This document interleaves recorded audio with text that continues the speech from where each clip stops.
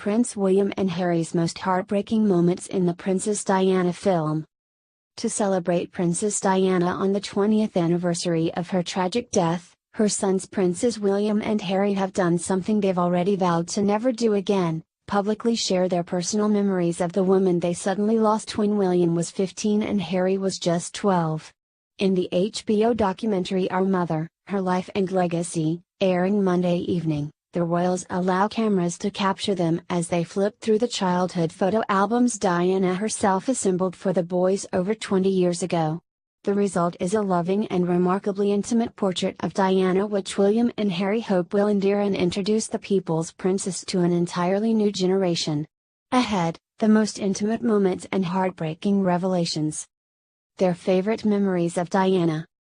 Harry confesses that whenever he is asked to share a memory of his mother, all I can hear is her laugh in my head, and that sort of crazy laugh of where there was just pure happiness shown on her face. One of her mottos to me was, you can be as naughty as you want, just don't get caught. William reveals how Diana loved naughty greeting cards, and took great joy in sending them to her son at boarding school. He also recalls how Diana once surprised him by arranging for Cindy Crawford, Naomi Campbell, and Christy Turlington, the very supermodels whose images were wallpapered on his bedroom wall, to be at home when he returned from school. I was probably 12 or 13 at the time, William says of the surprise. I went bright red, didn't really know what to say, and sort of fumbled, and I think I pretty much fell down the stairs. I was completely and utterly sort of awestruck.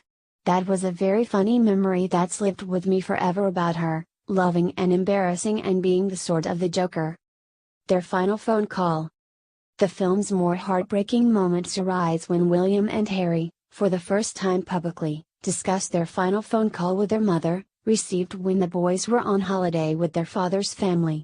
When she called from Paris, the boys had not seen their mother in weeks, but were so engrossed in a game with their cousins that they did not have much time for their mother on the phone.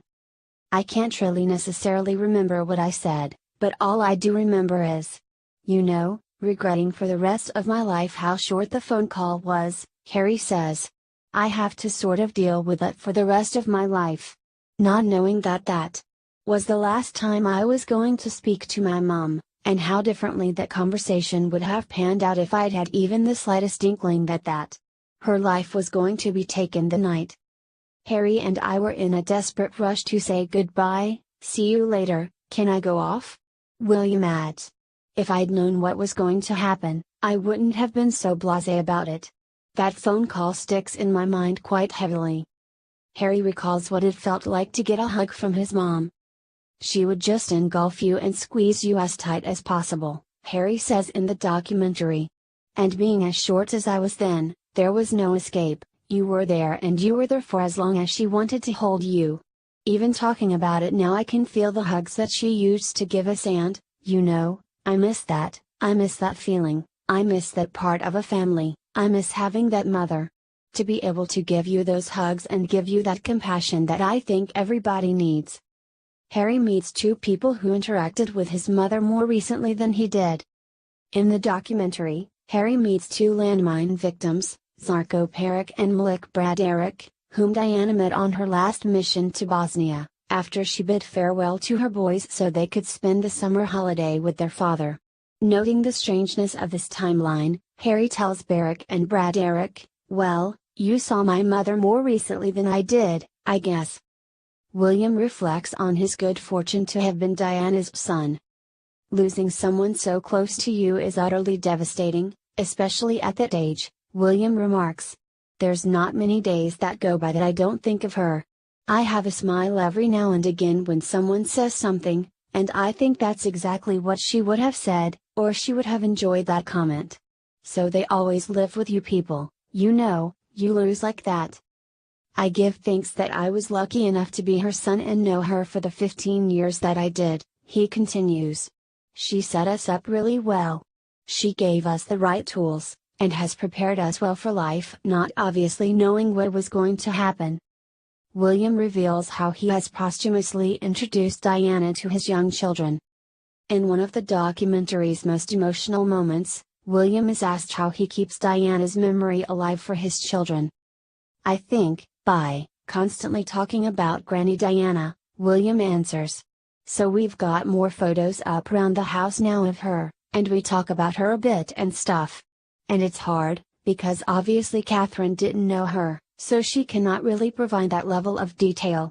So I do regularly, putting George or Charlotte to bed, talk about her and just try and remind them that there were two grandmothers in their lives, and so it's important that they know who she was and that she existed. As if that were not heartbreaking enough, William continues by joking about what it would be like if Diana were around today. She'd be a nightmare grandmother. She'd love the children to bits, but she'd be an absolute nightmare.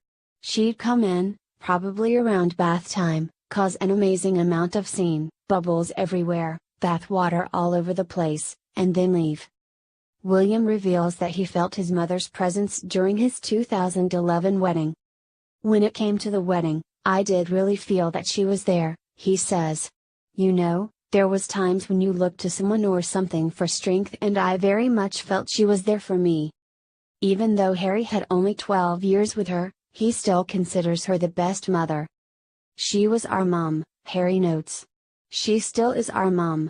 As a son, I would say this: she was the best mom in the world. She smothered us with love, that's for sure.